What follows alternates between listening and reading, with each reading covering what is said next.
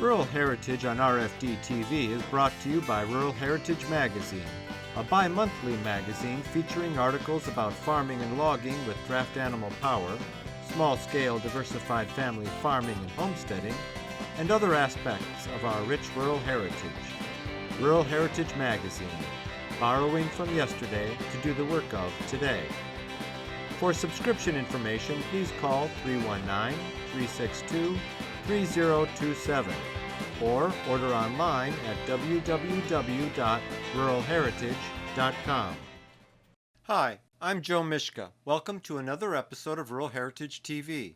Last week we visited Carriages of Acadia National Park in central coastal Maine and met Mike and Emily Carpenter, who run the operation.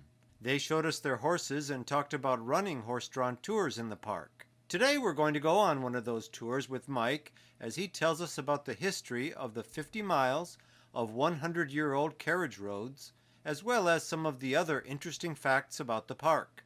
We also ride along with Margaret Towner Smith on another horse-drawn tour and learn why she is such a fan of the Carpenters and Carriages of Acadia. Here's Mike getting ready to load up a tour group.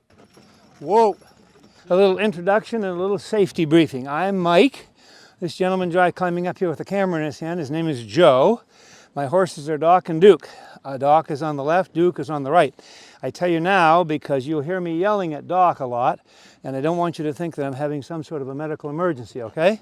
Doc is not, okay, I got him, thanks. Boys, step. Okay, no standing at any time. Please keep your hands off the spinning wheels. If for any reason I should tell you to dismount my carriage, don't ask a bunch of dumb socko questions. Get the hell off my carriage. I have a first aid kit, a walkie-talkie, and a park radio up here. And this carriage is equipped with a brake. Is it everybody's first time for a carriage ride in Acadia? Oh, good, me too. I drove in and they said, have you ever driven a pair of horses? And I said, no. They said, have you ever seen a pair of horses? And I said, yes. They gave me a whip and said, go do it. Let's see if the hill is clear. Is the hill clear? Whoa. Clear. Thank you. This hill that we're about to tackle is the only part of your hour that will not be on the carriage roads of Mr. Rockefeller. This hill was built by the United States government, probably without consulting any horse people. It's too steep and too narrow, but we're going to get to the top in a hurry and we'll stop and rest the boys up there.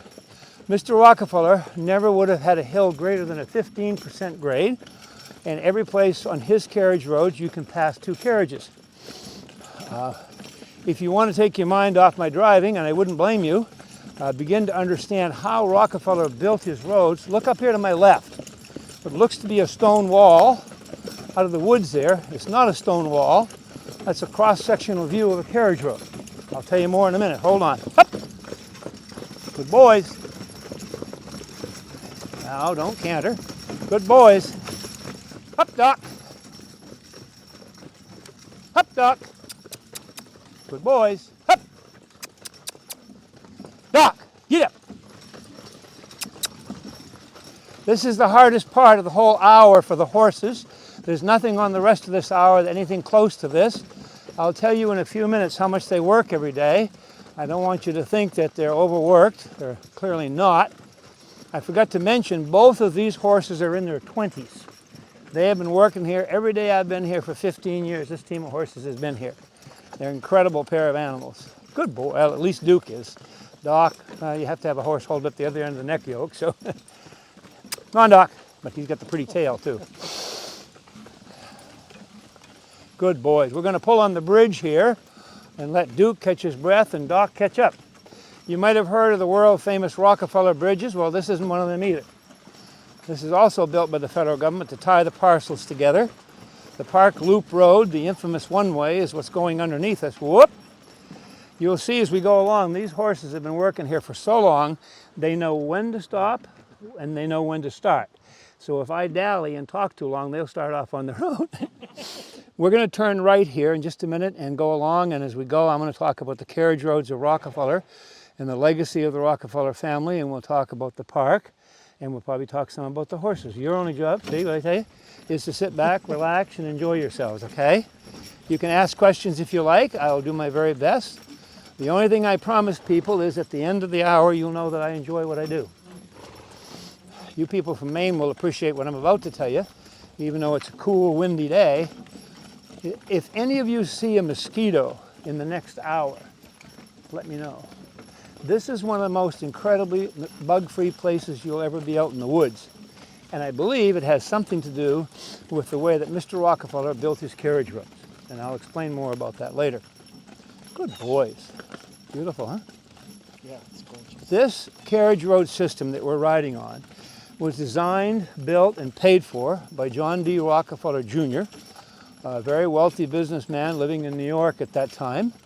His father, the original Mr. Rockefeller, had created a oil company called Standard Oil in Cleveland, Ohio in the 1800s.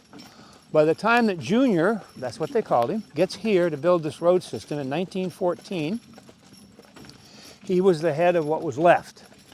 Very, very wealthy man, making all of his money from the gas and oil going into Henry Ford's cars. I tell you that because this carriage road system was built, paid for by him for one reason, to get away from the cars. Mr. Rockefeller was a very spiritual man. He loved to ride horses, he loved to drive horses, he loved most of all to be out in the outdoors. He truly believed that when he was out here, he was close to God. So, the good news is we're going to move away from the automobile road very quickly here. You're not going to see, hear, or smell a car for the next hour. We now have 4 volumes of America's Rural Yesterday books with photos of farm life 100 years ago. Fieldwork has images of horses in the fields working the ground, planting, and harvesting the crop. Barn and Farmyard shows farmers putting that crop in the barn, silo, or corn crib and caring for poultry, hogs, cattle, and more. In At Home and in Town, farm families prepare Sunday dinner, relax in the parlor, drive to town by buggy or wagon, and visit the general store. Finally, Early Tractors has over 250 photos of early American tractors like Alice Chalmers, Oliver, John Deere, Farmall, Minneapolis Moline, and many more. These photos are of new tractors back in the day and show how they were configured coming out of the factory. Buy any of these books for $24.95 plus shipping. When you buy 2 or more, the price per book goes down, all the way to $17.49 per book when you buy all 4. To order, just call 1-877-647-2452 or order online at www.ruralheritage.com. That's 877-647-2452. What we're doing is what the well-to-do did back in the day before there was cars or electricity or radios. They went out and drove their horses. They had a name for it. It was called coaching. Nothing to do with Thornton Academy or anything like that, or the Iowa Hawk. Are you Hawkeyes or Cyclones? Neither. Okay. Well, these folks are from Iowa. I don't want. Okay. Well, you're okay. If you just said Cyclones, we might have had a fight on our hands. It had to do with driving their beautiful horses to their beautiful coaches. They would have been driving a much lighter horse, an 800-pound Morgan or a saddlebred or something like that. What we have here are draft horses. If these guys weren't here working for us, they'd be somewhere in the Amish country of Iowa or Ohio or Pennsylvania, pulling a piece of heavy farm equipment. The big guy on the right probably goes 1,800 pounds. He's a big horse. He's probably 21 or 22 years of age, and this guy's 23 or 24. Very proud of them. They also would have been driving a much fancier carriage. I tell people that back in the old days, a Democrat wasn't a politician. A Democrat was a style of carriage. They had Phaetons, they had Landaus, they had Democrats, they had something called a vis-a-vis, and they were beautiful, and they had velvet seats, and they would have been clipping right along. Just what they did for fun. Good boys. I want to point out something to you here in a minute. Our horses are very smart. Notice how uniformly gray this stone is? And then if you look right in there, you'll see it's quite tan. And you'll notice that big tree root that comes down the side. One evening about 8 years ago, we were done doing rides for the day, and we were down in the living area, and we heard a big kaboom. And what the heck was that? Well, didn't think too much about it. Every morning, including this morning, while you guys are all snugly warm in your beds, I come around out here with a pickup truck and I pick up all the horse poop from the day before. The next morning, after the big kaboom, I got to that point I couldn't get through. Big pieces of granite all the way across the road.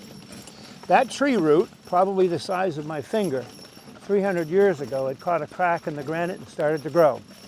And grew, and grew, and all of a sudden, kabang!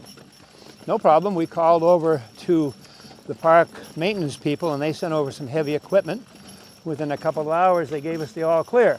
The horses had different ideas. Either they noticed it or they smelled it. They weren't going by it. They were terrified. Wow. We eventually had to send somebody up and take each team by the head and lead them by.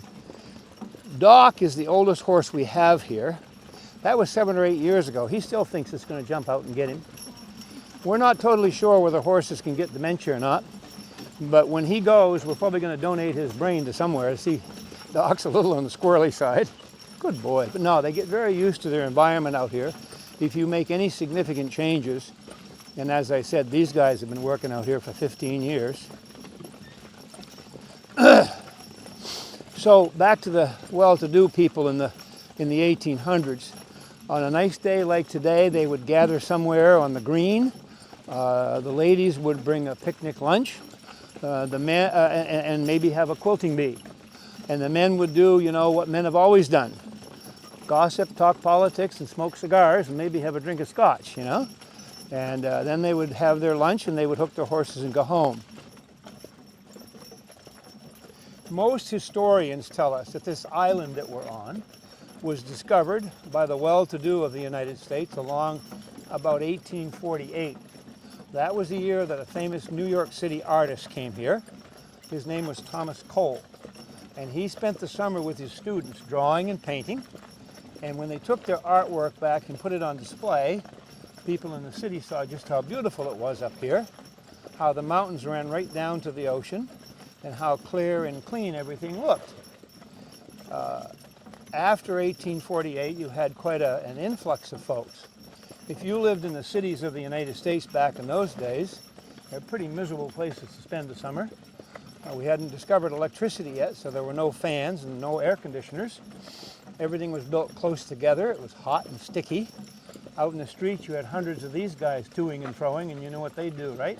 They leave smelly little presents along behind. But you had very limited options about what you could do. We hadn't invented the car yet or the plane, so you could only go where your horses would take you, where there might be a steamship run or a train line. And we had both of those latter two up here. Now the boys will know where to stop. They're going to stop here in just a second before we attack this long draw here. Right, Duke? Good boys. This is what we call the Rockefeller cutoff. If we had turned right there, as we do twice a day with our bridge horses, which I would have done for you if you hadn't been so cheap, if you'd bought the 2-hour ticket, about a mile down that way is the last land that was owned by the Rockefeller family. When Mr. Rockefeller, Jr., gave us all that he gave us, he held back 1,000 acres down there. Hold on. Boys, step. The reason he held that back was the original Rockefeller cottage, as it was called, set on the face of a cliff about a mile over that way through the woods. It's no longer there. I'll explain why it's no longer there before we're done. When the folks came up here for the summer, typically they would rent a place or live with friends for a couple of years to sort of get assimilated into the society here. And then they would build or buy what they referred to as a cottage. In the parlance of the well-to-do back in those days, a cottage was a summer home of at least 39 rooms. And some of these cottages had 60 and 70 rooms. The Rockefeller cottage that sat over there was one of the most extravagant. I'll explain that before we're done. Good boys. So by the late 1800s, this was a very happening place. Andrew Carnegie had a home here, all the way from Pittsburgh. The Ford family had homes here. We don't think Henry Ford did, but we know some of his children did. J.P. Morgan, the banker from New York, was here. They came from as far away as the Midwest. Joseph Pulitzer, for whom the Pulitzer Prize in Journalism is named, was the editor and publisher of the St. Louis Post-Dispatch newspaper, and he had a beautiful home here. You notice I didn't mention Rockefeller because they don't come until 1908. That summer, Junior, his wife, Abby, and their 2 sons came here for the first time. He probably knew all those other people because they were all part of the industry of the day, especially the new car industry. But the other thing he would have discovered, and this is so important, was on this island they had banned the automobile. You could not drive a car anywhere on this island because the well-to-do wanted to drive their horses, and they had passed an ordinance. So for 5 years, from 1908 until about 1913, he drives around here without having to worry about one of those nasty old Model A's. You remember what they were like, right? Backfiring and scaring his horses. But progress is progress. They tell us along about 1914, there was a group of businessmen, land developers, I don't know if their name was Trump or not, but they decided they wanted to develop the island. And apparently they felt that to be successful, they needed cars. Well, 1914 cars are coming on everywhere. Rockefeller was having none of it. Now remember, 1914, there are no backhoes, there are no bulldozers, there are no cranes, there are no jackhammers. Horses and men, hand tools and dynamite. He hired a crew of men. They tell us at some point the crew numbered as high as 200 men. And he put them to work out here with hand tools, and he kept them out here for 27 years, 1914 to 1942. Right through World War I, right through the Great Depression, right at the beginning of World War II. I want you to think about wherever you live. How far is it to Portland from Saco? 30 miles? Okay. He built 57 miles of these roads, Portland and back. Think about it. During that same period of time, over there on the private property, that same crew must have had time on their hands. They built 16 massive granite-facing bridges. They're just as straight and true today as the day they were built. Some of them have cars and trucks going over them every day. This is my 15th year to work my horses here, and I've never known the Park Service to have to do a day of structural maintenance. As with these roads, other than a little bit of water damage, and that took a lot to get that much. I have not seen a national park maintenance vehicle out here in years. When I come around in the morning, pick up the poop, I drag a piece of chain link fence along behind to smooth out the divots, okay? So the first ride in the morning is pretty smooth, and then it gets a little bumpier after that. It's about the only maintenance they receive.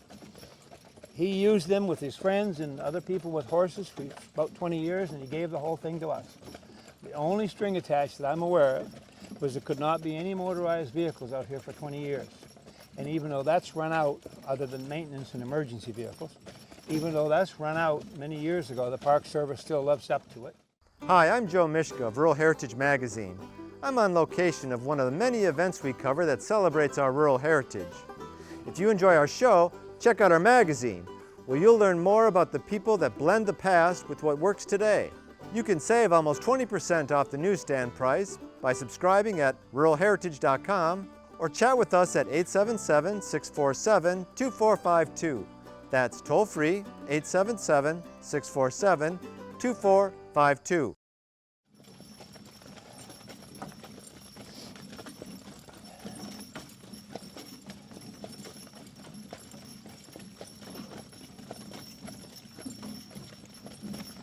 Most of the men in Mr. Rockefeller's crew were laborers. They were paid between $3 and $5 a day. If you had a skill or a craft, you could get a little more money. These retaining walls to the left here are everywhere in the carriage, but walk, buddy, we don't trot. Walk. Notice there's no mortar or masonry cement holding the stone in place. 15 years that I've been here, I've never known the Park Service to have to do any maintenance on those walls. Lots of holes and cracks so the water can escape and the freezing and thawing doesn't bother them. Now, if you're not scared of heights, look off the right side of the carriage, look straight down. Right now, we're probably riding on 8 or 10 levels of granite. There probably are 10,000 pieces of stone underneath this road from back there just up to here. And much of it, not all of it, I'm not telling you it was all done by hand, but probably, mid-20s, late 20s, there was some early mechanical power. I've seen pictures of old steam shovels and crawlers. I've even seen a picture of a steam-powered drill. But still, just amazing, just to move the stone once it was cut. This stuff is heavy. Yeah, very heavy, It's very extremely heavy. Thank you. Those look way too expensive for me to take out with me. Good boys. Thank you. Pardon?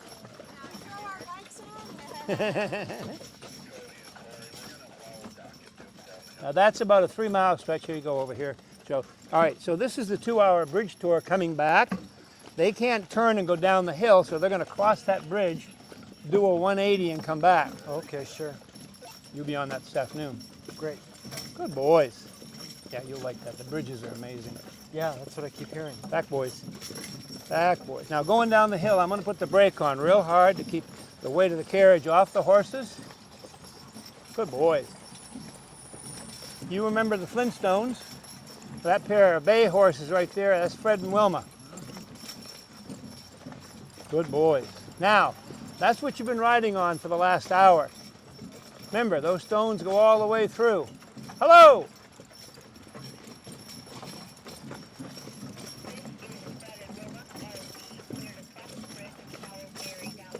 Good boys. Good boys. The horses could hold the carriage if they had to, but they don't need to because I've got a brake. There is some of the drainage. See the big culvert? The morning after Hurricane Lee went through, that was some full of water. Good boys.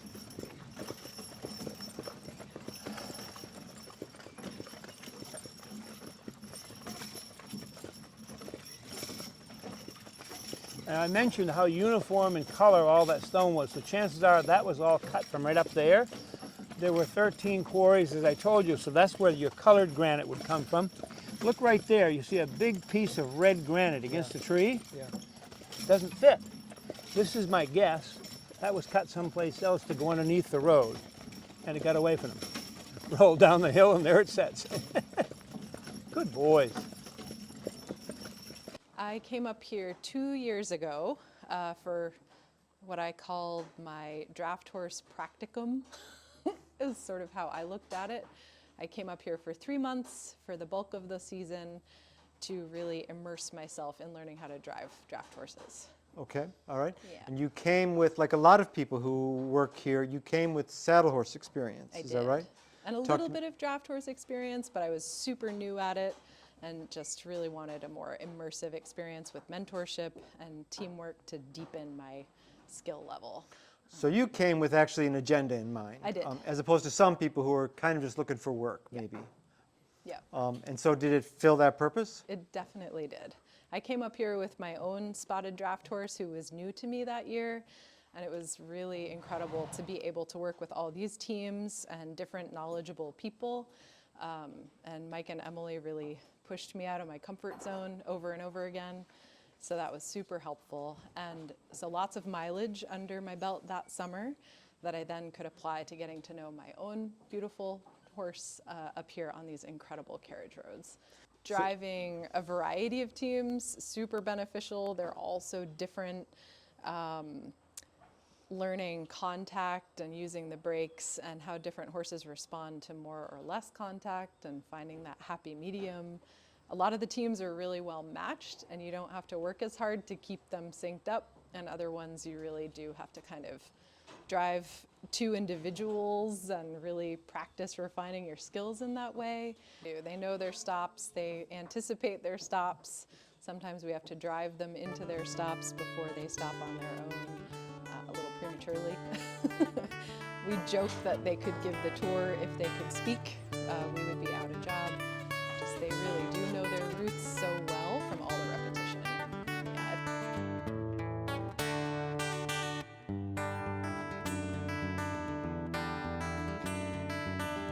Rural Heritage is a bi-monthly magazine dedicated to draft animal farming and logging, as well as other aspects of our rich rural heritage. It is published by Mishka Press, which also offers a complete line of back-to-the-land books, DVDs, and calendars. Call or write for a catalog or subscription information, or visit our website at www.ruralheritage.com.